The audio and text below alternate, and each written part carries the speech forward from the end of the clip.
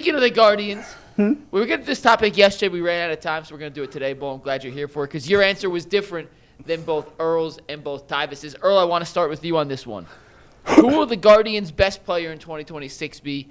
Not named Jose Ramirez. So I put a lot of thought into this, boy. I didn't want to embarrass myself or embarrass the baseball expertise of the Ultimate Cleveland Sports Show. So, take it easy on me here, right? I think the second best player for the Guardians this year is going to be Gavin Williams. I like the way that Gavin Williams finished the season. Yeah. I think the last 10 games, Mike, if you got that stat for me, the last 10 games last year. Mike, you got the last 10 games? He was 6-1, 57 in his pitch, 2.20 ERA. He struck out 64, walked 23. The Guardians had a record of 8-2. I believe that at his peak, when everything is equal, he is the better of the starting pitchers between him and Tanner Bybee. I think he's our true ace. And I think if he's healthy and he's locked in another year of Carl Willis, I think this can be a dominant year for Gavin Williams. He had a solid outing yesterday in his first spring start. So I'm going with Gavin Williams as my best player for the Guardians, not named Jose. I like that answer. He was actually, I was about to text Mike Gavin Williams at the last second. I made a different choice.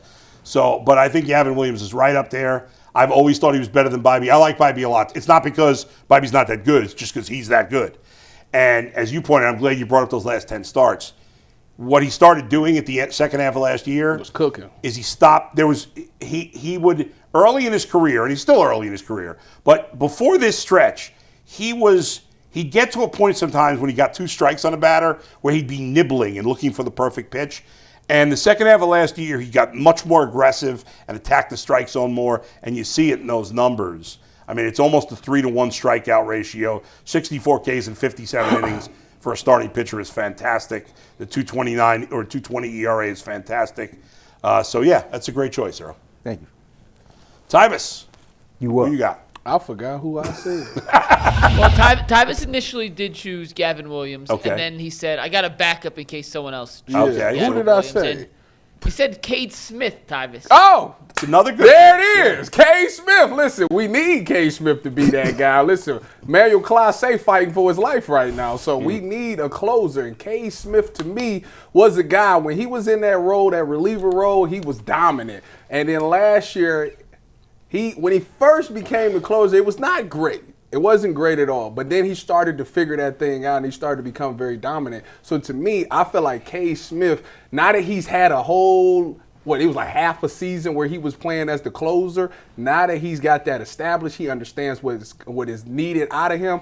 I think he's going to be dominant because he was dominant as a reliever. I think he's going to be dominant as that closer now. To me, Cade Smith is one of those guys that keep his heads down, works, and comes out and balls every time he gets the opportunity. I think now that he's got this full slate, knowing that he's going to have that role, his mind will be right, and he'll be dominant.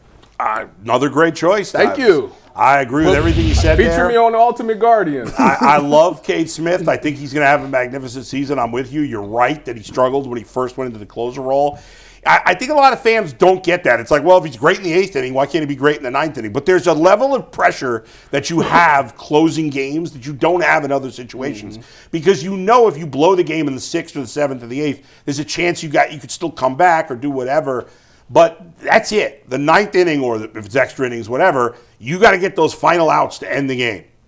And there's a different level of pressure. And there are some guys that are great relievers in the history of baseball in the last 30 years since the closers become more of a focus, that were good, really good, even great relief pitchers, and when they had the chance to close, couldn't get it done. I agree. I think after that, he was up and down first couple of weeks, and then he really settled in the rest of the year and did a great job. And I also agree that going into the season, knowing I'm the guy. Yeah. We love Clase. He was our guy.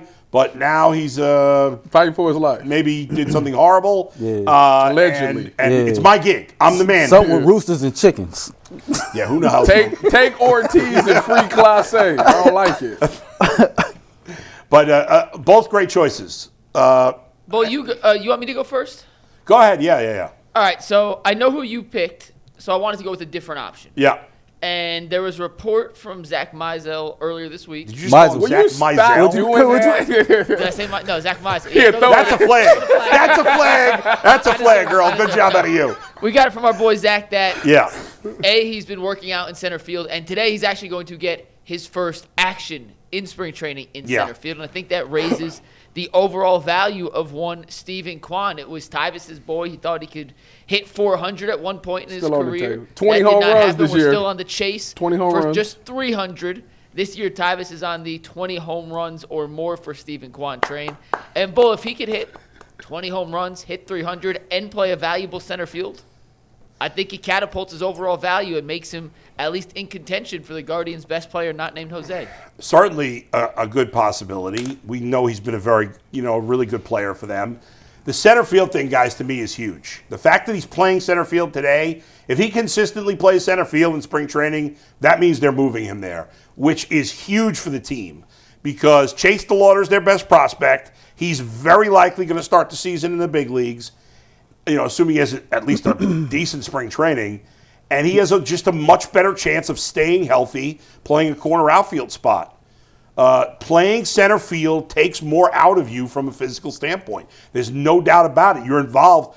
Like when you're playing center field, no matter where the ball is hit in the outfield, you're involved to some degree. Like we don't see, if you're at the game, you see the outfielders move more. And you're involved a little bit as a left fielder or right fielder. But if you're a left fielder and it's hit the right field, there's not really anything you're doing. You're maybe backing up the third baseman or whatever. But the center fielder has got to go for every ball.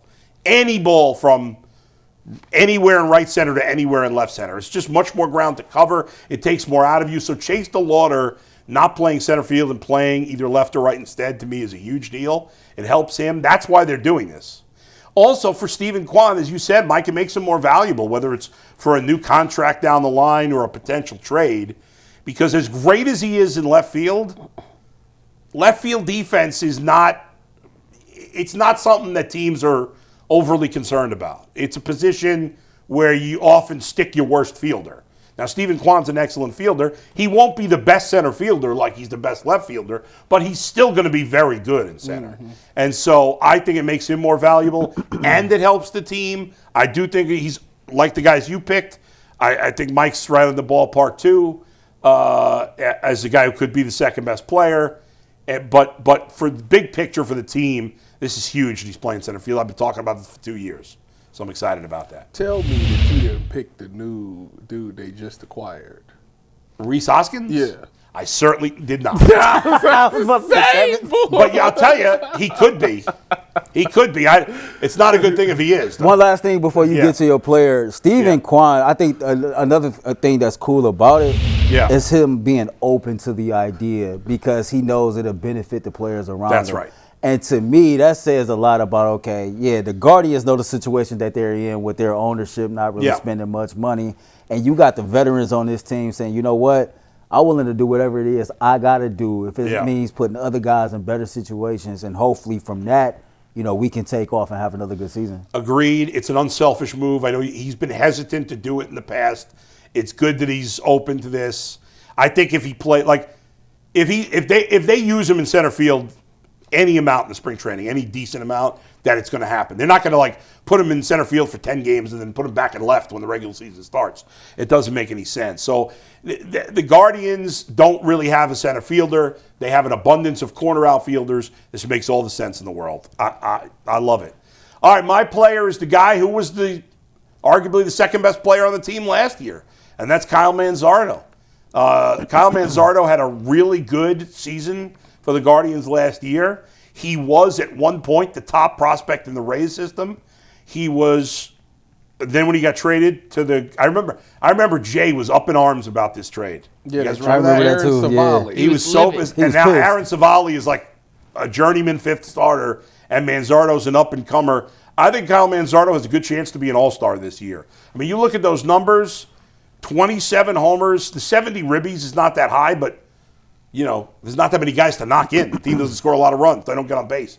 A 768 OPS in his first full season in a lineup where he has no protection because he would, He got it now. he only got Jose Ramirez. To me, the sky's the limit on this guy. I'd like to see the on base and the batting average come up a little bit, but the average batting average these days is so low. it's not that bad. If he can hit 250 with 30 home runs and maybe 80, 90, even 100 ribbies, that'd be pretty impressive. I think that's all doable for him. Zach this year. Meisel said he put on like 15 pounds of muscle, and he already looked real good early on in spring training. So. Yeah. Is he going to play first base this year? I would think so. Well, he's going to play every day, just about. But he'll DH a little, but I think he's a young player. They got to get him. You know, I know he's been bad at first. I was about to say. I think some of that. I thought that's why they got Rhys Hoskins. Well, Rhys Hoskins is not a good defensive player either. Oh, my gosh. Yeah. So I think Rhys Hoskins is going to be the primary DH.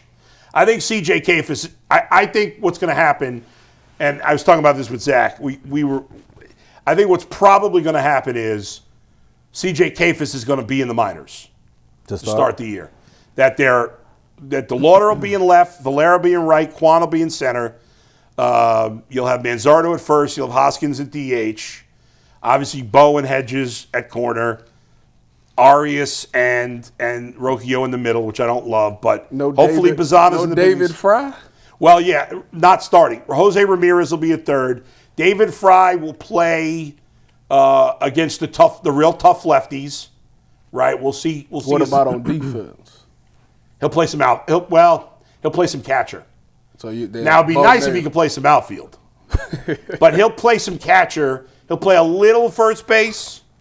Like you face in Tarek School, but you might sit Manzardo a game or two, whatever. But you're gonna play Hoskins against all lefties, and then the corner outfielders, like I said, will be Valera and DeLauder. You'll have Nolan Jones on the bench. You'll have Fry on the bench. You'll have Hedges on the bench, and then your last bench spot is probably Schneemann. That's how I look at it. So there's I'm kind of disappointed. I didn't hear Travis Bazana. Like, there's no world right now to where he makes this opening. There should be, but I don't think they'll do it.